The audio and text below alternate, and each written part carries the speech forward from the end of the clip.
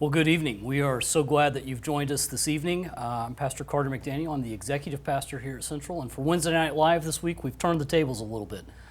My guest tonight is Pastor Jim Bradford. I'm going to be interviewing Pastor Jim for kind of a change of pace tonight. Well, you'd better do a good job then. I know, the pressure's on. You've set a high bar for the last about 16 weeks doing the interviews, so I don't know if I can live up to that, but we'll see. But thanks for being with us tonight, Pastor. Well, thanks. Jim. I'm kind of enjoying just be a not fun having night. to host this. Thank you.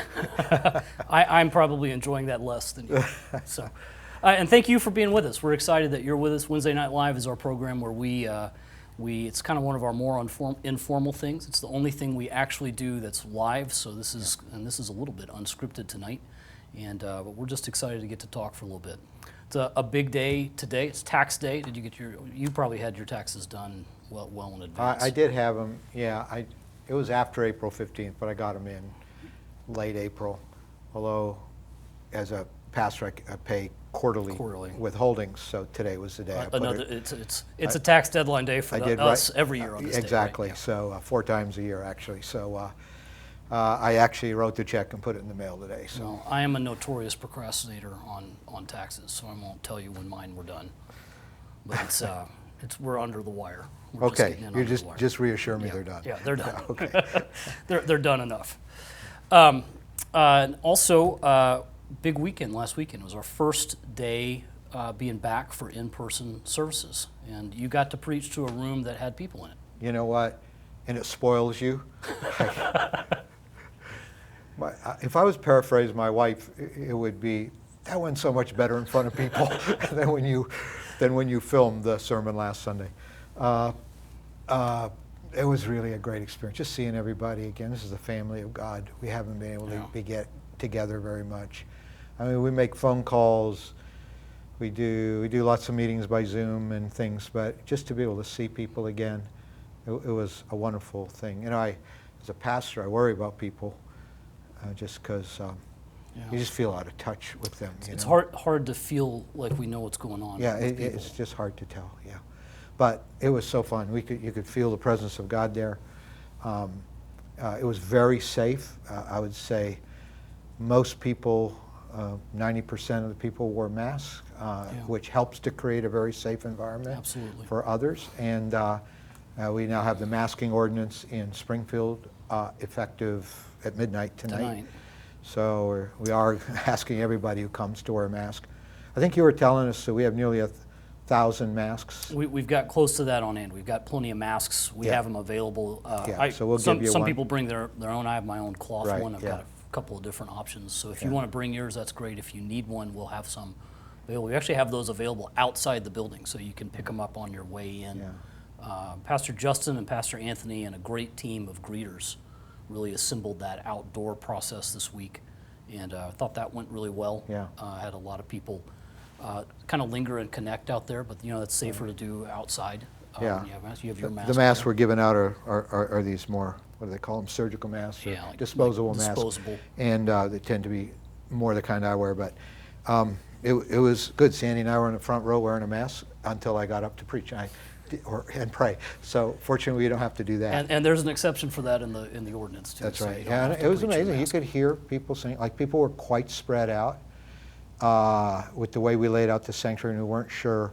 We had some larger sections, some smaller, so we just weren't sure how people would fill it out. So I think but even though people were wearing masks and they were very spread out, we could hear people sing. You could sense the presence of God. There was that feeling. It felt like a service. It didn't feel like a service. No, exactly. It felt like a service. And we actually had more than I thought we'd have, just especially in light of the news the last couple of weeks with the uptick in the virus.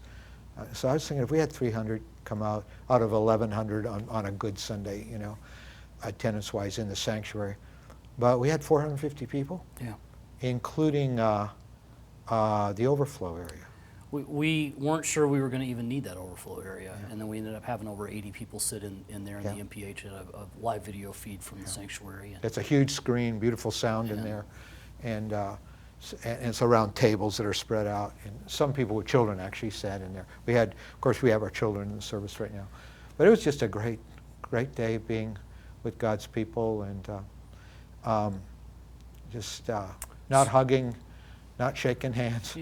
but just seeing people and waving and you know, congregating outside. Quite a few people congregated outside. We made those outside areas our lobby. Kind of like and an so, outdoor plaza yeah, lobby right, yeah. space. So Yeah, you I could didn't still connect to honestly people. know if we'd keep people apart in the lobby, but Yeah, that's but a that worked complicated. pretty well. That and that's worked pretty well a this week. complicated part too, isn't it? Because Yeah. the issue is that the lobby is smaller than the 2 rooms where people are seating, so it kind of fills to the allowable capacity quickly. So if everybody just stopped and talked, it would be kind of an unsafe situation. Yeah. But everybody moved through well. It's kind of hard to think of it as it's a really big hallway. Is Yeah, kind of it's what a it very is big right now. hallway. It's just a big hallway. I just appreciate the way everybody just threw their hearts into it and cooperated, and everybody doing their part to help make it a safe environment and not complain. I mean, we just have the best congregation. It's amazing, and people just enjoyed being together for those who came. Of course, 450 people, that's less than half our congregation, obviously, but we're encouraging people not to come unless they feel comfortable, and definitely not to come if they have symptoms or they're at risk. But, and we still have an online service for people who are Exactly. in that situation. It is pre-recorded. It's not the Right. live, because we're showing it at 9 a.m. We can't have a Yeah. live service that happens before the live service. Yeah. Is a portion of that. We also have some technical limitations that we're trying to overcome. Yeah, I mean, live streaming will probably be in our future at some point, but right now, I record the sermons on usually Tuesday afternoons, and so I did that yesterday. For this coming Sunday, we'll continue our One Another series, or start our One Another series, I mean, and we, But it's the same I will message do points on live, Tuesday. the same message that I That you did on camera And yesterday. you do have a chance when we do it that way to tailor the messaging, especially things like the closing and the Exactly, opening, yeah. to the Yeah, audience to that's the audience that's that's there there. and with Exactly. us in each setting. We had a great day online. We had more interaction in the online prayer workers than we've had in, I think, any other service. Isn't that interesting? The team that was there told me we had great attendance there. In fact, I did a little number crunching, and I believe a conservative estimate of the attendance of the online audience added to our service attendance would represent over 38% increase on our attendance in the second week of July from last year. Really? So Wow. just Over a third more, yeah. Pushing 40% more. And that's even a conservative estimate. You know, a lot of times we can see the number of online connections, but a lot of times families are watching together. So one Right. connection that's reported to us may be, 2, 3, 4, or more actual people participating. We use so- 1.5 ratio. Yeah, that's kind of the number 1.5 we use. people That's, per and connection. that's kind of where we estimate it. We have some reasons why we've tried Yeah, to. that's a good number. It's come to that conservative number. and Very good, yeah. conservative, but even conservatively, that would have meant well over 1,300 people Right. were engaged in our services this weekend, which is an amazing place to be. But I also just, you mentioned you were expecting 300. We had 450. And it didn't feel chaotic. I was really, if it's okay for me to be proud of our team, I was really proud of the team. And we had an amazing group of ushers and greeters that volunteered that helped keep that from being chaotic. Yeah. And just felt like a great day. We had a really great turnout in ushers and greeters this week, and we were so appreciative, and they were so helpful in creating the environment we needed. So if you helped us this week, thank you from the bottom of our hearts. We've tried thank you for our wonderful volunteers. And And we're retooling a couple of things. One's probably the sanctuary layout. yeah, it was so helpful to see the way people moved around the room and to Yeah. see the way people sat. So we did an inventory of the way we had people spaced. We're trying to create seating groupings that we mark. We close some rows, close portions of some rows, and then open some areas. So we've marked the areas that are open with yellow tape so you can see what's open, and then the areas that are closed or with black tape. We think I was with our team working on that today. We're going to be able to open about 40 or more additional seating sections on Sunday by just adjusting things. And we're not actually shrinking down the distance any between seating groups. We're just laying them out a little bit more efficiently in some ways we think can work and operate better. So Excellent. we'll have 42 more sections. seating in the sanctuary. We also have relaid out the overflow room. I noticed we added quite a few tables. Added quite a in few there. tables in there, and Did a little bit of technical tweaking in there too, so it should be in great shape. I had some people mention they like that better than being in the sanctuary, just a little Yeah, more I've heard that too. casually Yeah, at the yeah. table if you Yeah. wanted to. Still won't have coffee or things like that right now, but you feel free to bring your own coffee or water bottles, whatever you need. But we're feeling pretty Pretty good. pretty good that Yeah, we're going to be able to have seats for the it was a people who great want to be service, here. yeah. And again, we just appreciate everybody's understanding of the present realities and their great attitudes, especially those who came. It is a bit of a, how do I put it, a bit of a hewn down service a little bit. Singing is one of the most dangerous activities in an enclosed space right now for spreading infections. So I know last week we just did 2 songs at the beginning and 1 song at the end. That's probably going to And- be the plan for Yeah, a and that's little going to be while, the no more than plan. that. We're trying to aim for, roughly an hour or a few minutes less, Yeah. about And- an hour for our services rather than an hour and 15 minutes. Well, and we've talked a lot about density and intensity even on intensity, this yeah. program. So if It's the intensity by piece. lowering that amount of time, reducing the number of songs, we can really help lower the intensity factor there. And then by spreading out the room and by spreading people between a couple of rooms, we can kind of control that density some. So we feel very good about the safety protocols that we have in place. We've been in touch with the health department. I have Clay Goddard on this program, so Yeah. we have a relationship. That was a good and we've- interview. So we feel confident in the steps that we've taken to provide a safe environment. And I was just happy, going back to what we kind of led off with, it didn't feel like that quashed the presence of God at all. It felt like we had a church service. It was just with a little different setting than we've maybe had to have in the past. So. It really was wonderful. Probably one other thing we should mention, we don't take a physical offering in that service either, do we? So we've put offering drop boxes, secure drop boxes in the back of the sanctuary. If you bring your offering, you just drop it in that box on the way out. So that saves a little time too, because we don't have to take time for that in the service. Yeah, and people are continuing to mail in offerings. Of course, online giving's quite strong. So it's been, I would say, a miracle how our congregation is held together in staying connected with one another and in giving, and it's allowed us to continue to advance ministry. We're really grateful for people's generosity. It's been amazing, and we do thank you for your faithfulness in giving. It's enabled us to do a lot of the changes we've needed to make in our building, but then also, I talked a little bit about it on Sunday. We were able to fully fund that convoy event that we did. Yeah. We've taken on new missionaries for missionary support. We've Yeah, we're continued giving to away more support right now. over 180 missionaries on monthly support, and that's not been affected one bit by this pandemic. In our board meeting last night, we added 2 more. Yeah. And then we have the studio, Yes. which is something, a kind of a little bit more permanent studio, something I don't think Central's ever had before. No. And this is a gateway to the entire world. And in our board meeting, we came in here last night and we wanted to show the board and look around, because they've been generous. We've had to buy, of course, more camera equipment and everything to do online things. And it was just a wonderful moment we had here last night. And we prayed stopped, over the we space. prayed, yeah. We said, you know what? This room is going to reach the entire world. And we prayed, had Todd Myers pray a beautiful dedication prayer over this. And we just I feel profoundly moved by, amidst all these restrictions and all my other anxieties about the spiritual drift that people who no longer attend church will experience. On the other hand, this is creating opportunities for us to communicate more broadly than our church has ever been able to communicate. It was funny, I had several people mention, I would say on Sunday when I saw people, it's so good to see you again. And they would all say, well, we've seen you.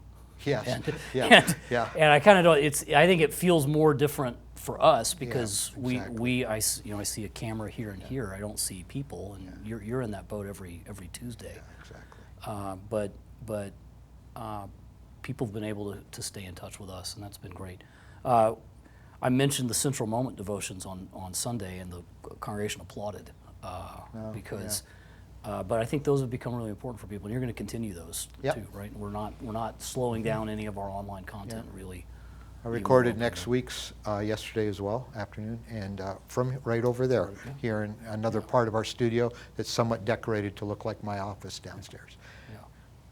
Well, very good.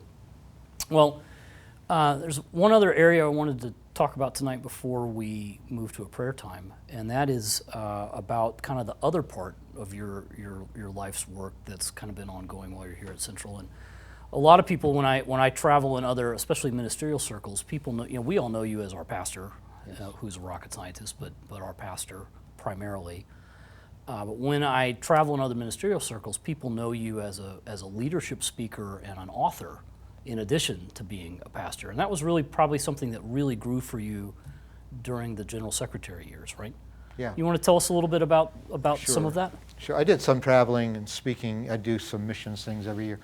Over the years, been especially connected with the Sons of God World Missions and traveling. It's a great honor always to speak at missionary retreats. Sandy and I would often speak at those together, and other things. But 10 years ago, when I stepped into the general secretary role, all of the executives travel. That's the expectation, actually, but that's also the reality. You end up traveling half the time, and it was especially a stretching experience because a lot of things I used to do as a pastor, now I was being invited to speak to pastors. Like, yes. I used to joke, pastors became my new congregation over those 9.5 years, and they said, could you talk about how you do this and how you do that, and so, it kind of forced me to figure out what does a pastor do. I've done it for 30 years, but what does a pastor do, and have to explain it to other people, and so that probably became the biggest part of my life, speaking at leadership conferences, speaking at events with sometimes hundreds of pastors, sometimes doing small cohorts, and so when I came into this role, the church was amazing. The search committee and the board and you and the staff team were amazing in saying, we realize that is a part of your life that you can't snap your fingers and make disappear. And so actually, I continue to almost travel half the time because I've got such a great executive pastor and such a great team here that run a lot of the hands-on day-to-day of the church, and continue to stay pretty busy with international trips and with speaking. I do a lot with students. Last fall alone, I think, I spoke to thousands of college students in various settings. Chi Alpha and other things. Yeah, because I'm getting older, so this really surprises me. But Chi Alpha, our university ministry arm in the Assemblies of God, was my on-ramp into ministry. I was a Chi Alpha pastor and Chi Alpha student leader. So all of these things kind of have come full circle in a really interesting way right now in my life. And I do wrestle with how do I steward all of this because Central is my top priority. Right. But we've set, when we talked about what we value as a church, we talked about we value having a God-sized footprint. And I think some of that is seeing what the doors the Lord has opened for you over the 9 years that you were away from here. And we really believe for our congregation that our church has an opportunity. That's part of what you just talked about with this studio too. Yeah. And it just makes sense for us to help you steward that influence in the larger, Assemblies of God and leadership world. Yeah, and that's how I look at it now. In fact, I'm passionate about that particular core value, the God-sized footprint. When I travel now, I feel like I'm being sent out from here. Not that often people even know where I am sometimes, but the staff does, and I just knowing I'm a part of a church family and representing them wherever I go is part of extending our footprint, and it means a lot to me. And I find pastors listen to me differently now that I am a pastor hands-on again. That's a good point. It probably gives you a different type of credibility than as a person from the national office even. I've had the privilege of working with you twice now, this time a little different than the other time around, and I just would say I can't think of a better can't think of a better person to be out helping helping lead other ministers you. and train other pastors. I know Jim, I owe so much of the way I think about things to getting to learn from you, and that's I'm excited that we can help give other people that opportunity in small doses. You also wrote a couple of books. Three books. I wrote 3 books while I was General Secretary, and I finished. I've drafted another one this past year that's being edited and not yet published. But the first book I wrote was a book on prayer, and it's just simply titled 2 Chronicles 7:14, which is one of my life messages. And I oversaw the 2 Chronicles 7:14 prayer initiative for the Assembly of God nationally one year, and part of that was to write a book. And it's a 28-day prayer guide, so you can go online and order it. It's just 2 Chronicles 7:14, a 28-day prayer journey. And then I wrote, with the encouragement of Randy Hurst, who attends this church and works with communications and fundraising with the Assemblies of God World Missions, and has heard me preach a ton of sermons, and who I think is one of the best preachers out there. He talked me into writing a book on preaching, which was one of the things, before I became General Secretary, I never had to explain how I do what I do to other people. and because I backed into this, I never had preaching classes and things. So that was a big uphill journey. So we did a series of interviews, and it's this book, and this was Randy's title, Preaching, Maybe It Is Rocket Science. Emphasis on is. Maybe it is rocket science. And it's a very kind of a conversational book, but out of those interviews, and I think I scripted chapter 2 myself, but out of those interviews, he helped me write that book on preaching. And then, this was now 4 or 5 years ago, I was spending part of a day with the Lord. This was pre-Central the second time, and I was just General Secretary, and I felt like the Lord asked me I saw this outline. I mean, I just saw this outline. I felt like the Lord said, I want you to write. And for all I knew, it was just going to be a bunch of Word documents on my hard drive, but I just knew I was supposed to write, and I saw it. And it ended up being this book that the Assemblies of God ended up publishing, Lead So Others Can Follow. Sometimes we lead in ways that make it difficult for people to follow. We need to lead in ways that make it easy for people to follow. And it's aimed at local church, paid and volunteer leaders. And the first part deals with servanthood, spirituality. The second part deals with strategy. Third part deals with 3 skills, one of them being preaching and team building and those kind of skills. And then the last deals with stamina, which often you don't hear written about, at least historically. More is coming out now, but how we keep our stamina as leaders. So lead so others can follow. Been finding the need to review that section the last few weeks. Yeah, I know. I'm always preaching to you, and my wife Sandy is always talking to you about taking your day off. Well, we're working on it still. So those are the books. And I just finished a book on pastoral epistles for Africa's Hope, for training pastors in Africa. Well, we get requests for those books from time to time, and last year when that started happening, and when I was watching your speaking schedule get in demand more, which, by the way, this is an uncomfortable topic for you to talk about, so I'm sorry to do this to you. Yeah. Pastor Jim is the most genuinely humble person I think I've ever known, and if you could just tell how uncomfortable he is talking about himself, I'm probably enjoying it too much, actually, Jim.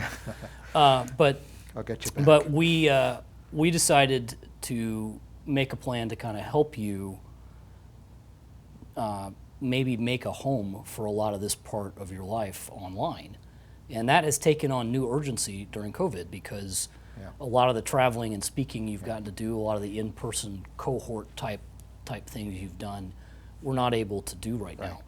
So we had begun work back before COVID started, and then when that happened, we kind of tweaked things, but it has just gone live this week, the website, jimbradford.org. I cringe at that. And but anyway, it's the only way we could figure out. Will pick that, not you. I know, yeah. I know. So, and the website is built around, it's live now, so if you want to check it out after we're done tonight, that would be great. And but it's going to be a place where we can put a lot of resources that you put together, but also where people can find the books that you've written, find other articles and publications that you've been able to be part of, find links to, we're actually working on a resource page related to sermons and sermon series that we can share with other pastors around the country who may want to learn from your topics. And we've got some great plans for it, but it's kind of started now built around a podcast, an audio podcast. Yeah. And our friend Chase Replogle hosts that. Chase, you want to tell us about Chase, your relationship with Chase? Chase, we've been longtime family friends. He used to be on staff here at Central. Did his wedding, he and Ashley performed their wedding. And he has started a church of his own here in Springfield, a small growing church, and he's just an amazing guy. I'm in awe at his talents. He's also a very accomplished author. He's being published right now by, I believe it's Zondervan. Yeah, it's really, I mean, he's really done well. And so at your initiative, he started working with me. So we're doing now weekly podcasts. They're about half hour to 35 minutes. He interviews me, and I kick things back to him sometimes. And it's conversational, but it allows us. It's not a preaching format, but it allows us to really just think and talk at a little more deep level about issues, especially to leaders, than probably we have in any other of our forums. I think it's so great the way Chase hosts that too, because he is really, I mean, he's kind of the target audience. So he's able to really ask, you know, it's people that are younger in their ministerial careers like he and I, and that can kind of ask you the questions. He can ask the questions that a lot of us want to hear you answer. If you could put that slide back up, Caleb, you can see we've got a few of the topics of the podcast. Those are the most current episodes. I think there's 7 in there now. We did pivot a little bit to talk about the COVID situation because, and you guys bring a great angle to that you're not hearing a lot of other people talk about right now. The first 4 were built on the very beginning part of the leadership book, and then we pivoted and did 4 related to this crisis, and then we're going to go back to the book again. But it's been an interesting journey doing those with Chase, and he puts a lot of thought into the kinds of questions he asks, the structure of those half-hour, 35-minute interviews, and you know, they have a leadership target audience, but there's a lot on spiritual formation, because one of my passions is that we hardwire our spirituality into our leadership again as leaders. And you know, so it's so easy I to think try anybody to think of those as 2 separate boxes in my life. And I think that's one of the things that you do better than anybody is remind us all the time that those 2 things have to be dovetailed together. Yeah, and right now we're paying a price in the larger church for separating them. But one of my passions in life is to see those dovetailed again together. So in listening to these, I mean, there's also spiritual formation things in them for whether you're a leader or not. Yeah, this probably the audience for this site is probably not necessarily our congregation. No, it's more pastoral leaders around the country, but there may be missionaries. Yeah, missionaries, and what we're really excited about. It's going to be a great tool. The name giving you heartburn notwithstanding, I think it's going to be a great tool to help you do the things that you really feel the Lord laid before you for this time around here. And I'm so excited that it's live, and I'm really excited to see what other content we're going to be able to put in there. I think it's a timely moment for it, and we're happy to be kind of in the journey with you on that. Yeah, we'll see what this next adventure looks like. Thank you for your initiative, Carter. You especially have been kind of the initiator of all of this, and thank you. Well, I really have so grown from being under your wing, so to speak, on some things, and I'm so excited that other people are going to get to hear the stuff I get to hear every day.